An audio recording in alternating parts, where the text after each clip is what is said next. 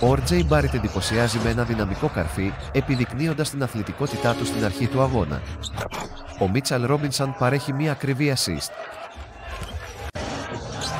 Ο Γιάννης Αντετοκούμπο, ο Έλληνας δεσπότης, με ένα εντυπωσιακό καρφί με κοψίματος, επιδεικνύει την κυριαρχία του. Ο Μπρουκ Λόπες με μια ευφυή assist. Ο Μπίτσαμ συνδέεται από το τρίποντο, εκμεταλλευόμενος το παιχνίδι του Γιάννη Αντετοκούμπο.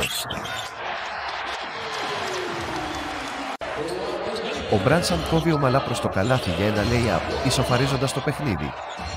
Ο Αϊζέια Χόρτασταϊν παρέχει μια ακριβή assist. Ο Μάλικ Μπίζλι επιδεικνύει την ικανότητά του να σκοράρει με ένα pull-up τρίποντο, επεκτείνοντας το προβάδισμα των Bucks. Ο Τζούλιας Ράνταλ ψύχει αμετάβλητος και στις δύο βολές, κρατώντας το παιχνίδι ισορροπημένο. Ο Ντέιμιαν Λίλαρντ επιδεικνύει τη χαρακτηριστική του κίνηση προς τα πίσω, ευστοχώντας ένα βαθύ τρίποντο. Ο Γιάννης Αντετοκούμπο ολοκληρώνει με δύναμη ένα ELLYOOP καρφί, ενισχύοντας την ορμή των Bucks. Ο Chris Middleton καταγράφει την πέμπτη assist του.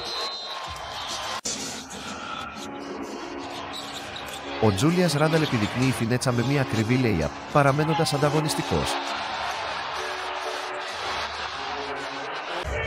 Το STP back τρίποντο του Μάλικ Μπίζλι προσθέτει στο προβάδισμα των Bucks, με τη βοήθεια της παικτικής διανομής του Γιάννη Αντετοκούμπο.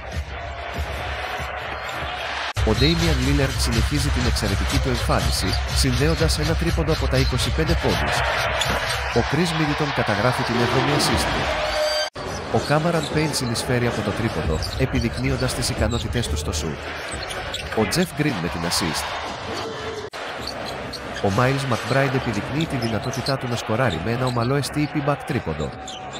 Ο Ράιαν Ορσιντιακόνο καταγράφει την assist.